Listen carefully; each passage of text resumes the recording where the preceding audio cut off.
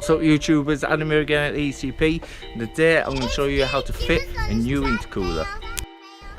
Right guys, first thing you need to do to remove the headlight is undo that screw there and take that out. Once you remove that screw, there is a little flange just there. I will show you on the other headlight that I've already removed. That's it there, one there and one there. So you just got to push them down to unclip it. So let's get this one first.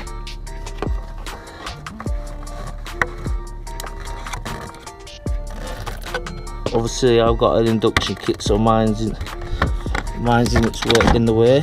Right, so I've undone that one. The other one's loose, so it's just a case of wriggling the headlight out like so. And that's the headlight removed. But first, obviously, before you take it out fully, you need to remove this wiring and this clip. So you need to sort of push in a flat edge screwdriver there, and then it will pop off. There you go everyone, one headlight removed. So you get easy access now to the back panel if you want to change your light bulbs, or if you need it out for anything else. Right, once you've removed the headlight guys, you'll need to remove the bonnet lock system. Obviously we're not touching that, all we need to do is remove this cable. Now I've already removed mine just so I can show you where it is. Now it's just held in by them two flanges. So what I did was I got a flat edge screwdriver without going into the keyhole. I pushed that way whilst I flared them two flanges apart, then just pulled out. Now obviously be careful with this, don't yank it about because you need to put it back in. It is tight but you can get it out. Right everyone, once you've taken out the bonnet lock, now we need to remove some of the screws, and now it's the same on both sides. So once you've done one side, do the other. You need to take out that one there, then there's two in the wheel latch to make life easier. When you do one side, turn the steering, and when you go back to the other side, turn it the other way. So we've got one there. I don't know if you can see, but there's a little gap.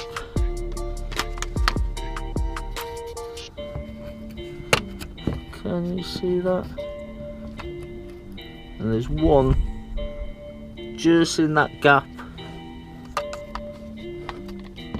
up there. That's it there, and that's a 10mm bolt. That's the easiest one after you've taken out that one, but there's a third on the top side,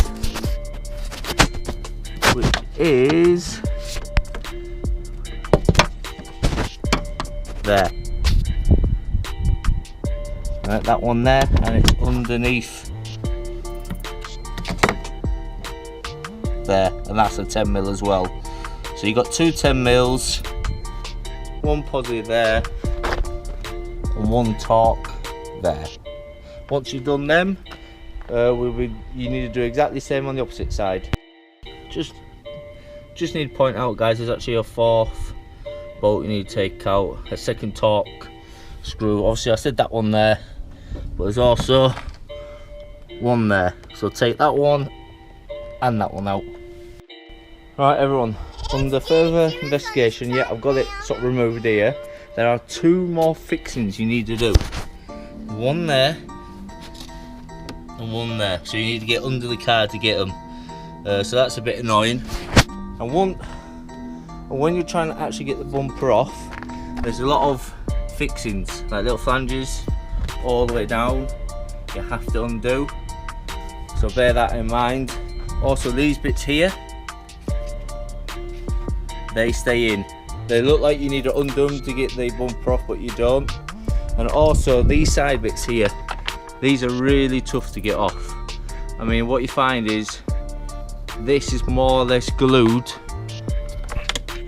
to the other side, to the top bit, the bit that's fastened to the car. But so you just give it a bit of prying, give it a little bit of push, a little bit of force, and it will come off. So obviously once you've taken this side off, that side off, and obviously you've done them screws, them fixings before, then the bumper should just slide off. So I'll get these undone and see if the bumper comes straight off. just need to point out, everyone, before you take off the spoiler, you need to undo your fog lights. It's just a connector, it's just a case of twisting it, and they'll pop out like that. So make sure you put them just aside somewhere safe, and make sure you do that before you take the bumper off.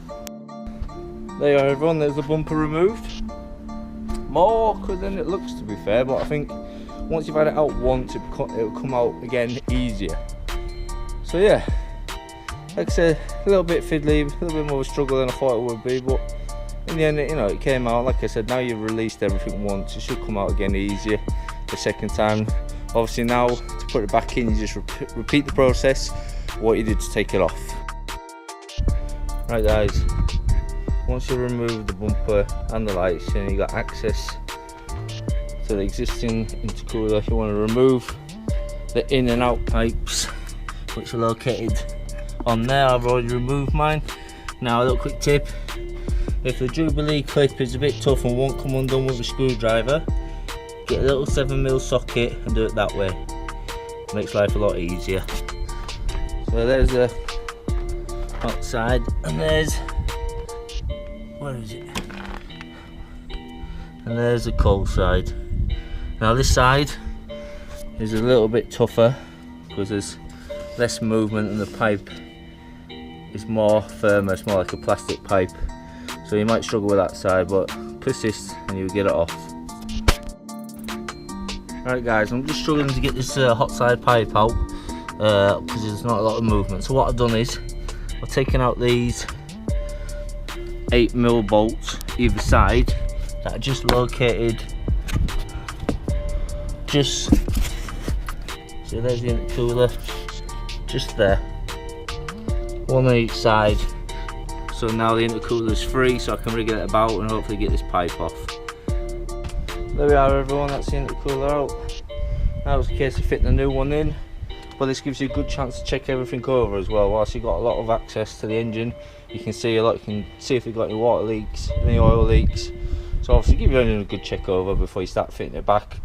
But once you've done that, let's get this new intercooler in. Once I've got it in, I'll explain how I've done it. Right everyone, you definitely do need to take the horns off, because after further investigation, the screw hole that's on top of the intercooler is the new fixing point for the horns, because you will not get the horns back on where they originally were. So yeah, you fix them onto the new fixing, which is just on the top there. Yeah, and I got the intercooler in from the top, and not only have you got a new fixing for the horns, you got a new fixing for the bottom of the intercooler. So you got these two L-shaped brackets, and they go either side of the intercooler at the bottom there. So there's 3 fixings into the bottom of the intercooler there. Then where the original intercooler fixed onto the frame of the car, you fix it onto there. So once you've got them in, and the intercooler and the cold and hot air pipes back on, the intercooler is now in place. There we go everyone, once you put it all back, the car looks exactly the same, but obviously it's more for performance benefits and it's also good for the car. I mean, to really notice the new intercooler, you really want a Sunspot grill in there, which is actually what I'm going to be doing next, so check out that video when it goes up live. Obviously this is the existing standard intercooler, it's very small. Obviously that's not, it's good for a standard ST, but if you like me, you intend to up the power, or if you just want it to be better, you definitely want to upgrade it. Now the intercooler cost me £190 on offer. I will post a link in the description where I bought it from. It's actually their own company, and I spoke to them directly, and they said that it's basically just a direct copy of an AirTech. So basically you're getting like a £250–300 AirTech intercooler for about 50–60 quid less, and in my book that's a bargain. So yep guys, that's that one done. Another mod ticked off the list. There we go everyone, there's the intercooler now fitted. If anything, it was more awkward and a bit more fiddlier out of everything I've done so far, but I hope what I've done helps you fit your own. You can definitely do it yourself. I mean, there's nothing overcomplicated. It's just making sure you take everything off, undo all the clips so you don't snap or break anything, and just put it back as you took it off. If you want to see more of these videos, go and check out this YouTube channel. I've got more similar videos on how to do things for the Focus ST, and there will be lots more coming up in the near future. So if you've got the time to subscribe and support the channel, that'd be amazing. But until next time guys, thank you very much for watching and have a good day.